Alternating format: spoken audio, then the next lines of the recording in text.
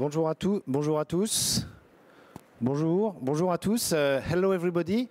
This is a great pleasure for me to introduce this guy. I think he doesn't need any introduction, and because I think everybody in the room knows him.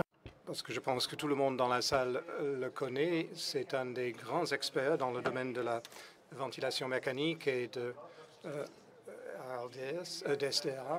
Il a publié beaucoup d'études. C'est un Italien, mais maintenant il travaille à Göttingen, en Allemagne. Il est presque citoyen allemand, peut-être d'ici quelques mois. J'ai donc le plaisir et l'honneur, et c'est un grand honneur pour nous, la SLRF, de vous présenter Luciano Gattinoni pour cette dernière présentation. Il va nous parler justement de l'histoire de SDRA. À toi, Luciano. Merci beaucoup et bonjour à tout le monde. Quand j'étais jeune réanimateur, j'avais 33-34 ans et j'avais lancé pour la première fois la circulation extracorporelle pour la première fois avec succès. Je me suis dit, bon, pendant une dizaine d'années encore, on va travailler sur de nouvelles techniques. Et puis, il y aura une deuxième technique avec l'état de l'art, et puis troisième décennie avec l'historique d'eux. Et ça, c'est une évolution normale. Bien sûr, je ne vais pas présenter l'histoire du SDRA, je vais vous présenter mon point de vue sur ce syndrome. Donc,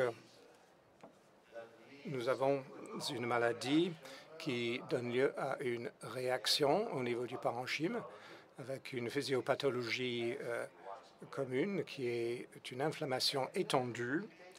Et puis, nous devons gérer les conséquences de ce processus.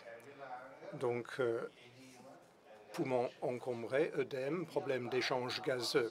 Et donc, nous pouvons appliquer notre traitement systématique, mais qui ne guérit rien du tout. Ça ne guérit pas la maladie de base. On achète du temps, en quelque sorte, pour laisser la cicatrisation se passer, pour que les antibiotiques agissent, pour que Dieu intervienne, tout ce que vous voulez. Mais notre traitement symptomatique, la ventilation mécanique, est simplement là pour nous acheter du temps, pour gagner du temps en causant le moins de dégâts possible. Voilà le point de départ.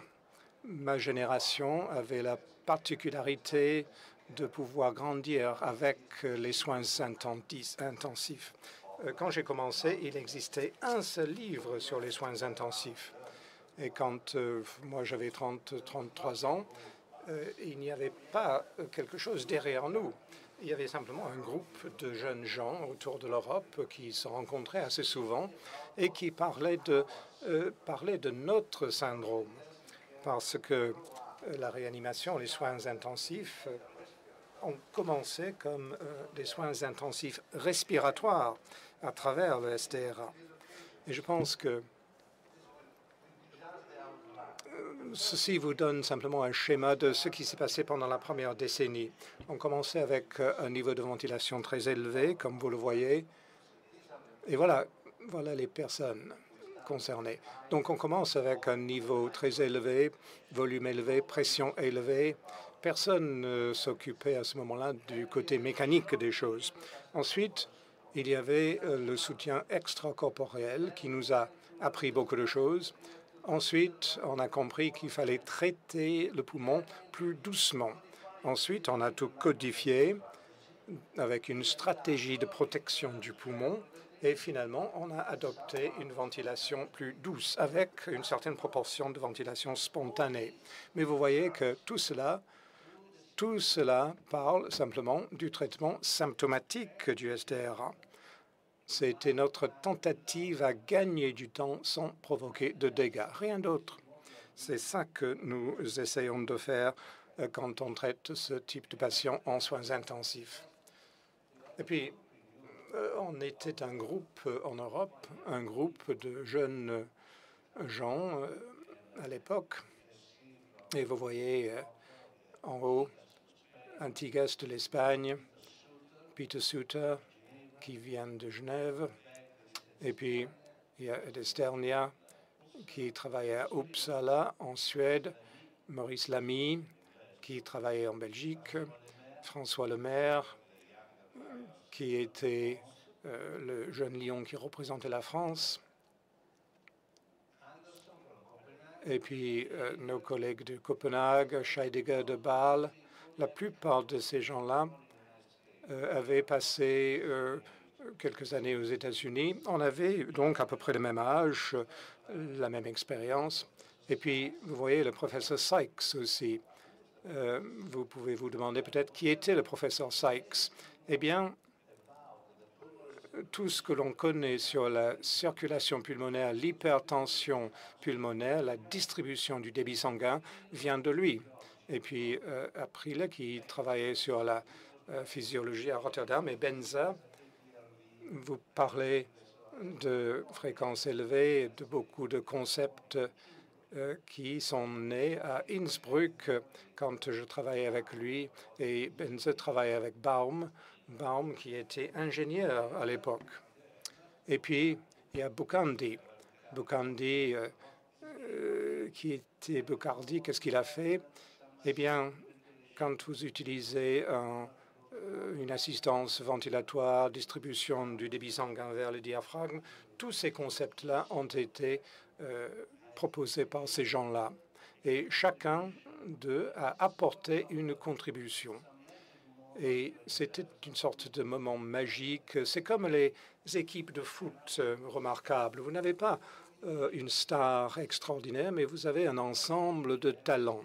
Et on se rencontrait tous les 6 mois à différents endroits en Europe et on se communiquait nos résultats de recherche 2 ou 3 ans avant leur publication. Donc, il y avait une sorte de système d'amélioration continue de nos connaissances. Et je pense que la plupart des idées dans les soins intensifs viennent de l'Europe, de ce côté-ci, donc de l'Atlantique. Bon, en 1985, c'était ça la situation au début du SDRA. Et vous voyez, pneumothorax double, de tube. Quelqu'un avait proposé d'installer le tube avant la ventilation mécanique en tant que manœuvre de prévention. Le pneumothorax, c'était la chose que l'on connaissait le plus souvent. Et au bout de 3-4 ans, les patients explosaient en quelque sorte avec le pneumothorax. Et donc, la première chose à apprendre, c'était d'installer un tube dans le thorax à l'époque. Mais on a oublié que l'ennemi, c'était le FiO2. Pourquoi? Eh bien, parce que dans le rat, si vous ventilez le rat avec oxygène à 100%, le rat n'est pas très content. Et puis, on a oublié l'histoire de l'O2, mais il n'y avait pas tellement de raisons pour cela. Parce que dans la science, en fait, il y a beaucoup d'émotions, beaucoup d'affects, beaucoup de choses qui n'ont pas grand-chose à voir, en fait, avec la science. Mais de toute façon, c'était ça la situation, c'était ça le début de notre étude sur le SDRA. Et puis le centre qui s'occupait de ça aux États-Unis était Boston. Et Boston était en lutte avec Miami parce que Warren Zeppel et autres à Boston disaient, bon, pour avoir l'SDRA, il faut qu'il y ait une hypertension pulmonaire. Et puis il y avait Downs, Civettas et autres à Miami qui disaient, mais non, on peut avoir un SDRA sans hypertension pulmonaire. Et Civetta a introduit le super PEEP. Rien n'est nouveau. Le super PEEP, c'était 25 ou 26 Tenaillon. En France, ça disait, bon, il faut augmenter le PEEP jusqu'à ce que le chante descende en dessous de 10%. Et il a publié des lettres dans le New England Journal. C'était ça la situation à l'époque. J'ai trouvé tout cela quand j'étais à Sydney et j'ai trouvé que Civetta traitait ses patients avec une sorte de fusil de chasse, en quelque sorte. Et il montait jusqu'à 25 litres de volume. Et bien sûr, à ce moment-là, on a besoin de 25 de pipes pour garder le poumon ouvert. Donc, nous faisions des choses qui étaient bonnes, mais on en faisait trop. Tout était à la puissance 2 à 3. 2 antibiotiques sont bien, donc on va donner 10 antibiotiques. Le cortisone, c'est bon. Bon, nous allons donner quelques kilos. La nutrition, c'est bien. Donnons 5000 calories. L'hypernutrition sera meilleure. Le volume, 1 litre. La pression, jusqu'à 100. Et voilà, c'était ce qu'on faisait à cette époque. Et puis, on a organisé la première étude randomisée sur le SDR1 et dans un contexte de soins intensifs. Ceci a été fait dans 9 centres aux États-Unis parce qu'en 72, Hill, dans le New England Journal, avait parlé d'un cas, un jeune homme qui avait eu un accident de la route, qui a été traité pendant quelques jours avec une circulation extracorporelle. Et ça, c'était la révolution. Grand impact sur les 2 côtés de l'Atlantique. Et l'ECMO devenait donc une sorte de religion. Et maintenant, cela revient avec, bon, à peu près les mêmes preuves dont on disposait il y a quelques décennies. Et avec cette religion dans la tête, les gens ont commencé à utiliser l'ECMO et on a lancé donc une étude randomisée, 45 patients dans chaque bras. Les gens pensaient qu'il y aurait 50% de mortalité dans le groupe témoin. En fait, c'était 90%. Parce que, bon, quand on commence à mesurer les choses, on trouve des résultats inattendus. Ça ne correspond pas à la situation qu'on avait imaginée. Donc, 90% d'un côté et 90% de l'autre, les gens disaient c'est la fin de l'ECMO. Mais si vous lisez bien l'article, l'ECMO était utilisé d'un côté, la ventilation mécanique était pareille des 2 côtés, mais le FiO2 et le remplacement sanguin à cause de l'hémorragie était de plus de 5 litres par jour. Donc, une transfusion presque permanente. Donc, la survie, c'était presque une histoire de chance. Je travaille avec le docteur Kolobov aux États-Unis à l'époque, et bon, l'ECMO n'existait plus. Mais Kolobov voulait utiliser un système avec une membrane à CO2. Il voulait utiliser ce système pour traiter les problèmes chroniques, le BPCO, avec une dialyse chaque semaine. Pourquoi? Eh bien, pourquoi pas? Ça, c'était l'idée. L'idée était revenue. Et bon, à cette époque-là, je ne parlais pas beaucoup l'anglais. Heureusement, la femme de Kolobov était française, donc je pouvais communiquer un petit peu. Et mon travail était de mesurer les performances de ce poumon artificiel. Mais j'avais d'autres expériences dans les soins intensifs. Et moi, je voulais voir comment les moutons réagissaient à l'extraction du CO2 à travers ces membranes. Et ce qu'on a constaté, c'était que la ventilation et la respiration spontanée ont diminué quand on enlevait le CO2. Si on enlève 100% du CO2, les moutons commencent à respirer. Nous donnons l'oxygène et on permet aux poumons de se reposer. Pourquoi? Parce que ça semble logique. Mais j'avais des doutes. Donc, on a éliminé l'idée de dialyse. On a dit, bon, nous avons un très beau système qui permet de contrôler la respiration et pour éviter cette sorte d'explosion des patients, parce qu'on peut ventiler en suivant le niveau de CO2. On ne suit pas l'oxygène. L'oxygène est là en quantité suffisante. On doit simplement maintenir le niveau d'oxygène pour compenser l'oxygène qui est consommé. Ce n'est pas la peine de déplacer des litres d'oxygène. Tous les dégâts liés à la ventilation mécanique sont liés justement à l'élimination du CO2. Donc, au bout de 2-3 ans de travail et de beaucoup d'expérience, quand j'étais revenu à Milan, On a commencé avec le premier système extracorporel et le professeur Maros a créé un prototype et le patient a lu mon manuscrit. Moi, je n'ai pas vu de revieweur, je n'ai pas vu d'éditeur, mais mon manuscrit a été publié tout de suite dans The Lancet. C'était une sorte de club à l'époque. C'était un autre monde. Mais pourquoi est-ce que je parle de cela? Eh bien, je pense que c'était la première fois que l'on a précisé de manière explicite que ce système de poumons artificiels permettait aux poumons de se reposer. On a commencé donc à lancer ce concept de ventilation douce et on a vu que cela concernait essentiellement les patients avec une compliance très faible. Les autres pouvaient être traités autrement. Compliance faible, ça veut dire poumon rigide, ça veut dire poumon qui est entouré d'acier en quelque sorte. Vous pouvez appliquer de la pression, mais le poumon ne bouge pas.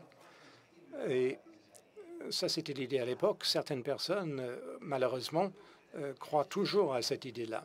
Mais grâce à ce groupe, par exemple, un de mes collègues a regardé ces scanners et il a dit, est-ce que je peux prendre des scans pour ce patient-là?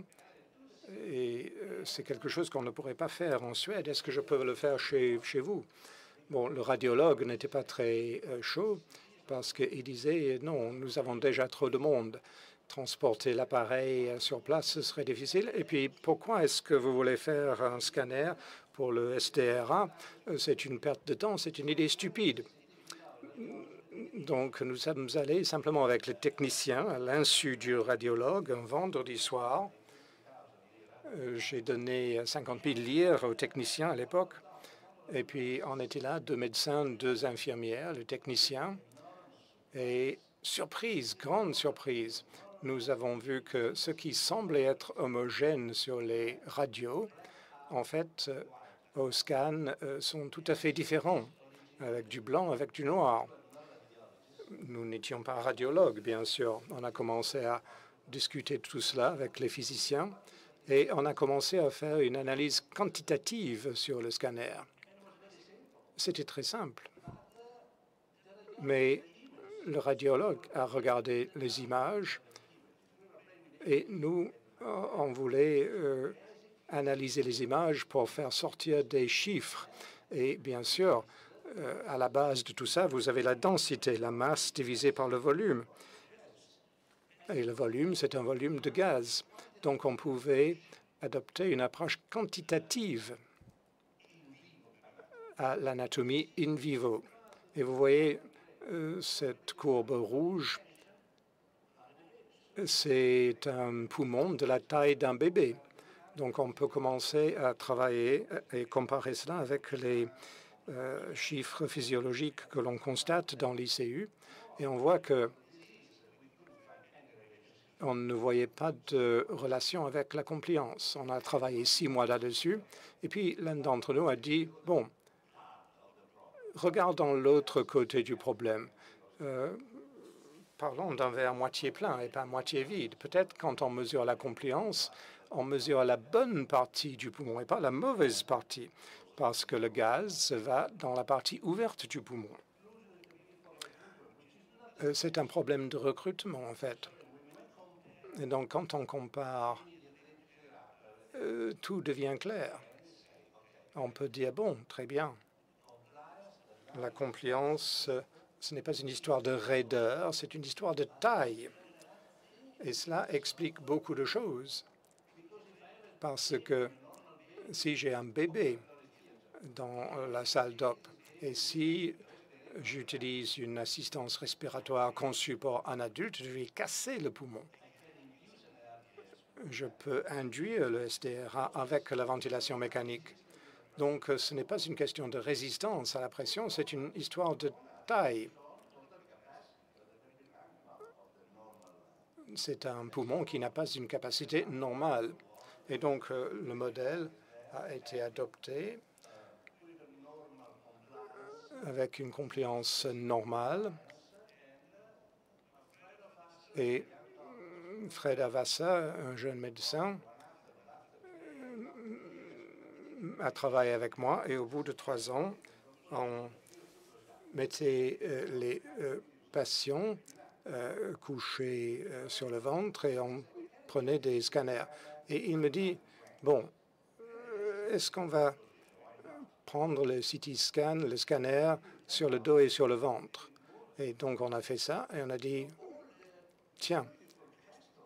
Et à ce moment-là, tout notre château de cartes, tout notre concept du petit poumon était parti. On avait quelque chose qui changeait notre idée. Il fallait tester la nouvelle idée. Et en fait, notre ancienne idée était fausse. Mais comment est-ce qu'on peut expliquer le déplacement de cette partie dense? Parce que mon petit poumon disparaît quand on change la position du patient. Qu'est-ce qui se passe? Si c'est vrai, bien sûr, on peut guérir la maladie en renversant le patient. Mais bien sûr, ce n'est pas tout à fait aussi simple que ça, parce que là, on a une sorte d'œdème très dense. Mais ceci nous a obligés à repenser notre modèle et à faire des analyses régionales. Et en fait, on a trouvé que c'est tout le poumon qui est rempli d'œdème. Pourquoi?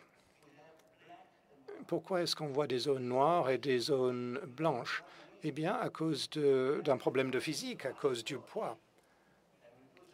Si vous avez une éponge, vous mettez l'éponge dans l'eau et vous regardez les zones dépendantes de l'éponge, l'espace disponible pour l'air va diminuer de taille à cause de la pression. Tout cela est comprimé par le poids de l'éponge au-dessus.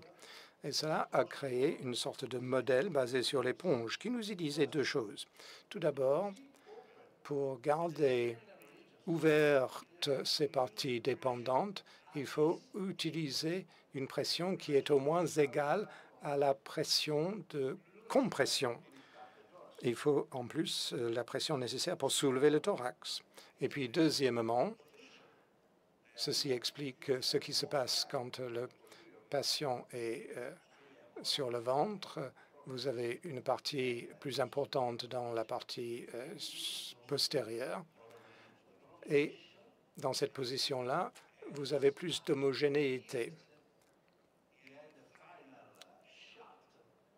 Et puis, maintenant, nous venons au travail de Guérin.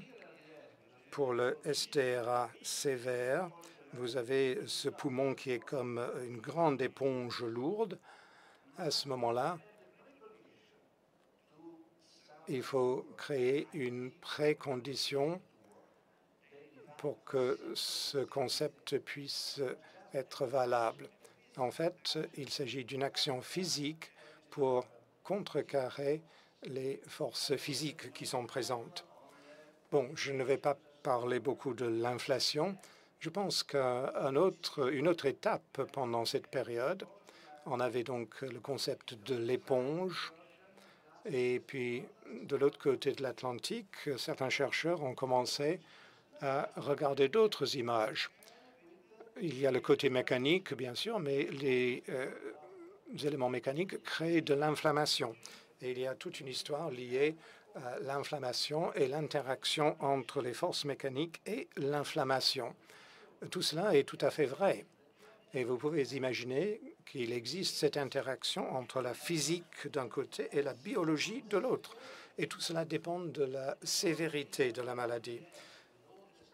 Le problème qu'on a eu avec toutes nos études, 5000 patients, etc., en fait, on peut apprendre davantage quand on regarde de près 5 patients plutôt que de regarder 1 million de patients sans critères. On ne peut pas mettre ensemble des patients qui ont des niveaux de recrutement très différents, 5 et 45. Qu'est-ce qu'on peut attendre de cela? Quel résultat peut-on obtenir? Donc, cette étude Prune-Supine avait sans doute 80% de gens qui avaient un recrutement important. Et Nous avons lancé une étude avec PIP où la situation était différente. Donc, le recrutement va vous dire en quelque sorte quel est le poids du poumon. Parce que si le collapsus est plus important, la recrutabilité doit être plus importante. Dans un poumon parfait, le recrutement est égal à 0 parce qu'il ne reste rien à recruter. Donc, le recrutement et la sévérité vont ensemble. Donc, dans l'évolution du SDRA, nous avons ce concept d'un traitement doux, à la fois sur le plan mécanique et biologique. Et on avait un problème toujours avec les pressions d'ouverture et de fermeture. Et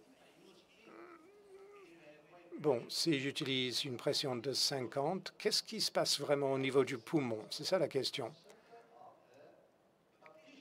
Donc, on a lancé le concept de la partition. Quelle est la proportion de cette pression qui s'exerce effectivement dans le poumon? Et en 1985, en France, il y avait l'article publié par Le Maire. Le Maire et ses collègues ont mesuré la pression dans l'œsophage. Peu de gens aujourd'hui font cela. Et je sais qu'avec les problèmes économiques que nous avons aujourd'hui, vous avez un médecin, 20 patients, vous n'avez plus le temps de faire toutes ces mesures. C'est impossible. Donc, les gens ont cherché un chiffre très simple, un protocole très simple. Et à ce moment-là, on peut se demander pourquoi avoir recours à un médecin, pourquoi ne pas utiliser un ordinateur. Je dis aux jeunes, il faut utiliser votre cerveau. Asseyez-vous, prenez le temps, réfléchissez. Festina lente. Cela veut dire se dépêcher lentement. Et pour moi, c'est la bonne approche, surtout en réanimation.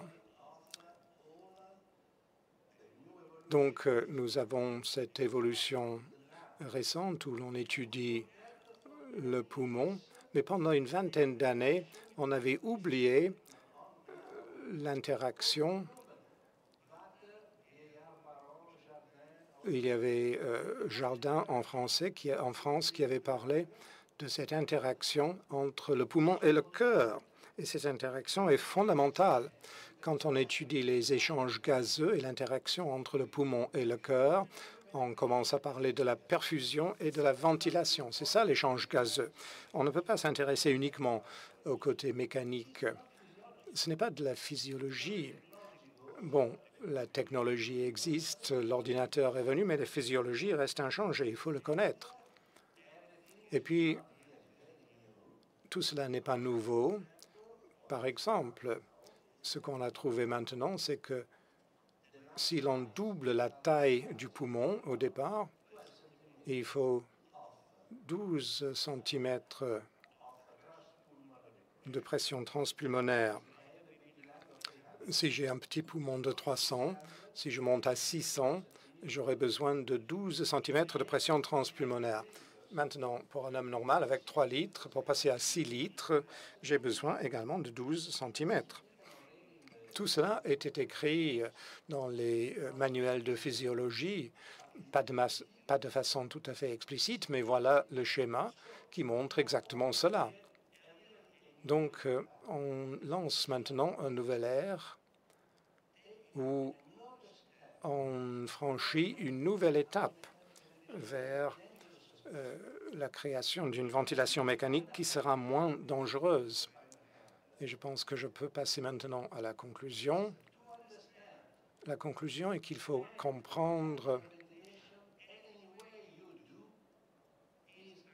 à quel moment la ventilation mécanique devient dangereuse. Parce qu'il y a des limites. Quand on regarde l'homogénéité du poumon, et on peut se dire, quoi que je fasse, je peux augmenter le volume courant, diminuer la fréquence, etc. Mais si je ne peux pas maintenir la vie avec une ventilation douce, il faut faire autre chose. Donc, il y a 3 signaux. Tout d'abord, l'homogénéité du poumon. Homogénéité, cela veut dire que si j'applique une force, chaque partie du poumon va en bénéficier. S'il y a un poumon non homogène, la distribution n'est pas homogène. Il y aura trop d'effets dans un côté, donc dégâts, lésions. Donc, il faut une homogénéité.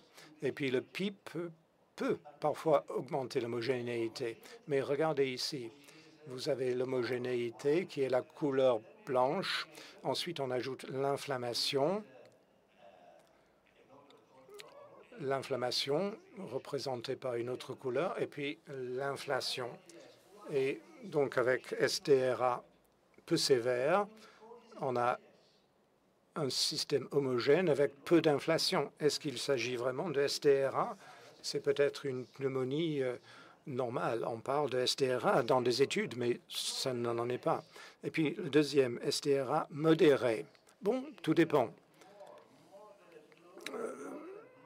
Vous avez modéré légère, modéré sévère, et puis STRA sévère.